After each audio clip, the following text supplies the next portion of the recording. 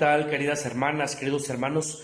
Les saludo con mucho gusto en este sábado 27 de junio del 2020. Meditamos el Evangelio de San Mateo en su capítulo 8, versículos del 5 al 17.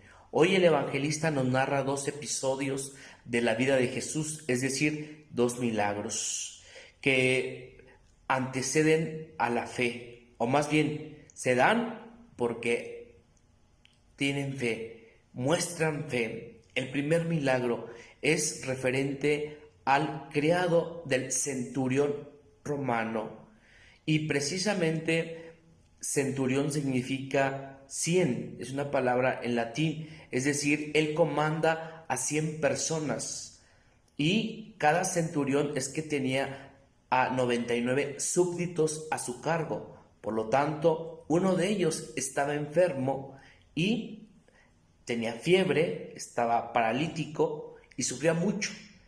Va con Jesús y le dice: Señor, tengo un criado que está enfermo. Y le dice Jesús: voy a tu casa. El centurión le dice: Señor, basta con que digas una palabra tuya y mi criado quedará sano. Jesús se sorprende al ver la gran fe de este gran hombre, de este gran centurión, ¿sí? Y por eso queda sano, porque empieza a confiar el centurión en Jesús. Hay que decir las características del centurión. Él es un soldado romano, es decir, poco practicante a las cosas de Dios. Estaba al margen prácticamente de las cosas de la ley. Sin embargo, escucha hablar de Jesús y sabe que el único que lo puede ayudar es Él. Y por eso queda sano. El segundo milagro es a la suegra de Pedro. También tenía las mismas características, tenía fiebre, ¿sí? Y le toma las manos Jesús y sana. De tal manera que la suegra se levanta y se pone a servirles. Es decir, se entiende que le sirve a Jesús y a Pedro. Aquí me quiero detener en esta característica final, mis queridos hermanos. Cuando Dios nos hace el milagro de algo que le pedimos, es para que nos pongamos luego en su santo servicio. Hay mucha gente que recibe bendiciones, que recibe gracia tras gracia, y en los primeros días se acuerda de Dios, pero ya al paso de los meses, de los años, de las décadas, se olvidan de Jesús. Si nosotros recibimos bendiciones de Dios, si nosotros recibimos algún milagro de Dios, ojo, es para que nos pongamos en su santo servicio.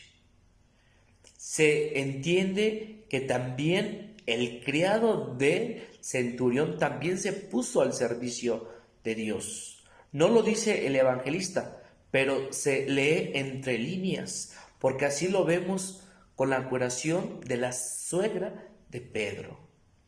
Mis queridos hermanos, hoy muchos de ustedes, si no es que la inmensa mayoría, estamos preocupados, estamos angustiados por el ambiente que estamos viviendo, no solo por el COVID-19, sino por la ola de violencia que no cesa en nuestro país.